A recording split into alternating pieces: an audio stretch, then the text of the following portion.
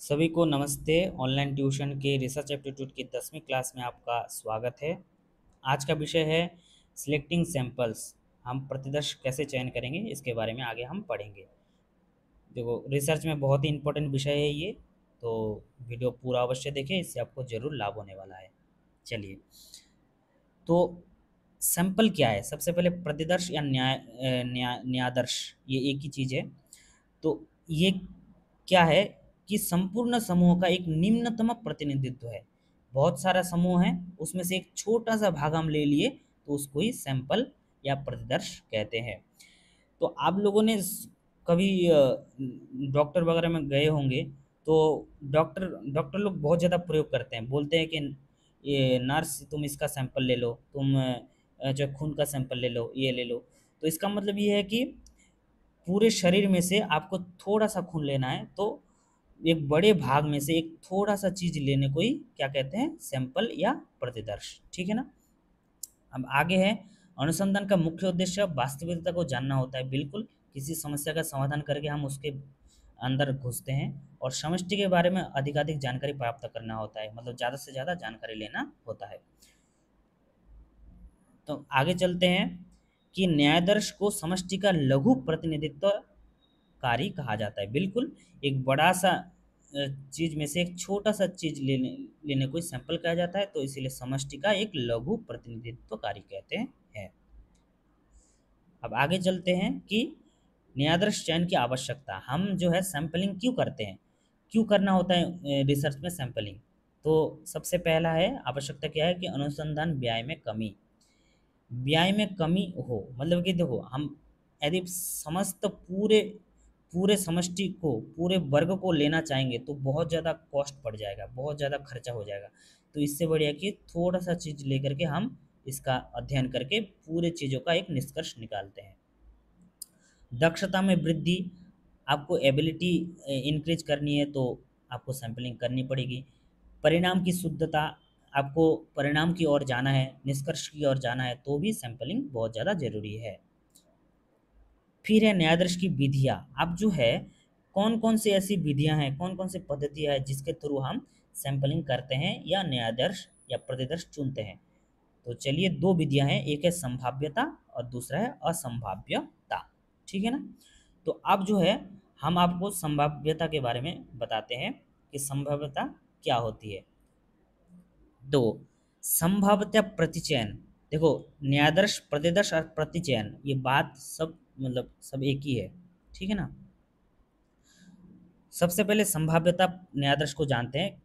इसमें कहा गया कि जनसंख्या में से एक नमूना, मतलब एक छोटे से नमूने को चुनने की एक विधि, जिसमें प्रत्येक इकाई के चुने जाने की एक ज्ञात और गैर शून्य प्रायिकता होती है।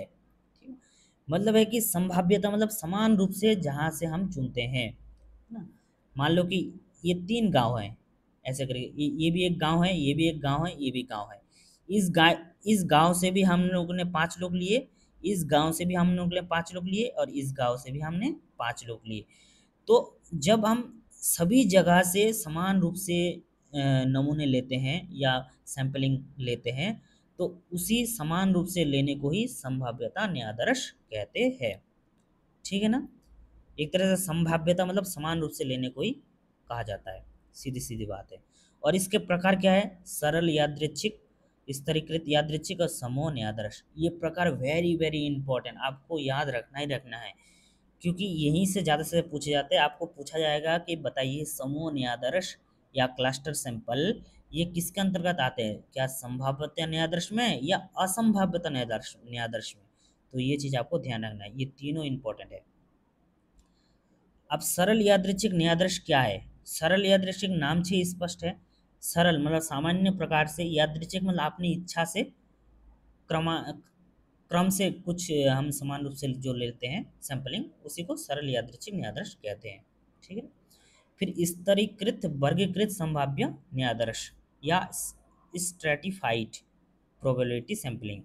इसमें क्या होता है कि स्तरीकृत मतलब है कि अलग अलग स्तर से जो समान रूप से हम लेते हैं सैंपलिंग, तो उसी को कहते हैं। आपको बस नाम का अर्थ ध्यान रखना है। और ये स्तरीकृत वर्गीकृत जो संभाव्य न्यायाधीश है, ये कहाँ पर प्रयोग किया जाता है? प्रशासनिक सुविधा के लिए ये आवश्यक होता है। तो आपको पूछा जा सकता है, ये प्रश्न बन सकता है यहाँ से। उसके बाद है समूह निरादर्श या क्लस्टर सैंपलिंग।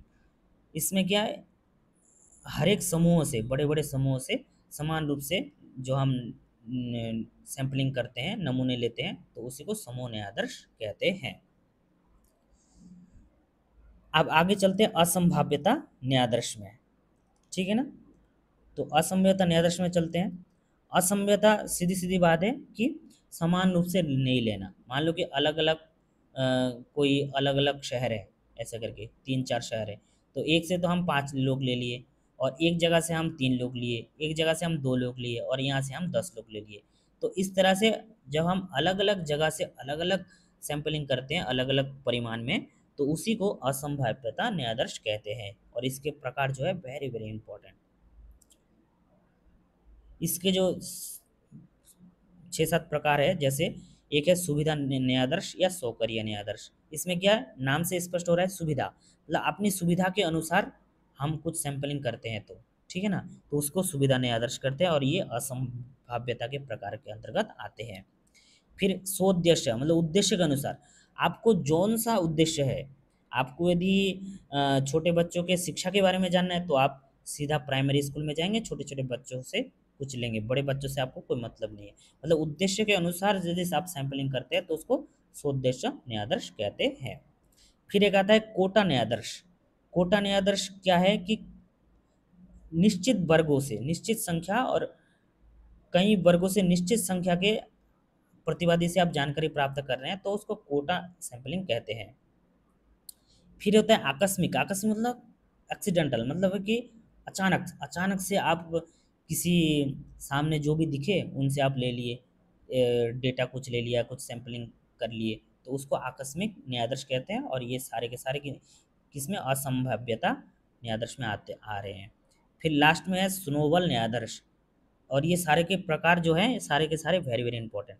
स्नोबॉल क्या है कि इसमें प्रारंभिक जानकारी कुछ व्यक्तियों से प्राप्त की जाती है, और वो व्यक्ति प्रदत्त के लिए कुछ और व्यक्तियों का नाम सुझाएंगे। अच्छा, स्नोबॉल क्या होता है कि पहले हम 2-3 व्यक्ति से जानकारी ले लिए, उसके बाद उन्हीं व्यक्ति को बोले कि आपके संपर्क में और कौन कौन है, तो ये लोग बोले कि मेरे संपर्क में ये दोनों भी है, तो उन दोनों से भी ले लेते हैं। तो इस तरह से स्नोबॉल चलता है ना, एक के बाद एक। मतलब बल जो है पहले यहाँ पे था, फिर इसके बाद यहाँ पे पहुँचा, ऐसे करके फिर यहाँ पे पहुँचेगा, ऐसे करके जो डेटा लिए जाते हैं, सैंपलिंग ली जाती है, तो उसको स्नोबॉल न्यायादर्श या सैंपलिंग कहते हैं। उसके बाद आगे चलते हैं कि न्यायादर्श या नमूने अभिकल्प का निर्धारण, मतलब सैंपल डिजाइन कैसे करते हैं वो देख रहे हैं। स्वयं न्यायादर्श मतलब सैंपल इटसेल्फ, न्यायादर्श के आकार, न्यायादर्श का चयन, ये सब हम देखना होता है। फिर न्यायादर्श निर्धारण के संदर्भ में 4 P's की अवधारणा का प्रयोग किए जाते हैं। 4 P। पी से पहला पर्पज मतलब उद्देश्य, अध्ययन का सटीक उद्देश्य क्या है, इसका निर्धारण हम करते हैं सैंपलिंग के द्वारा। और फिर पॉपुलेशन मतलब समष्टि की प्रकृति का क्या है, और प्रोसीड्यूर मतलब समय, संसाधन, बजट आदि क्या है, और पब्लिशिंग प्रकाशन से इसके महत्व का पता चलता है, मतलब महत्व आदि का ज्ञान हम क्या करते हैं, न्यायादर्श न्यायादर्श के निर्धारण में इन सब का प्रयोग हम करते हैं, ठीक है ना।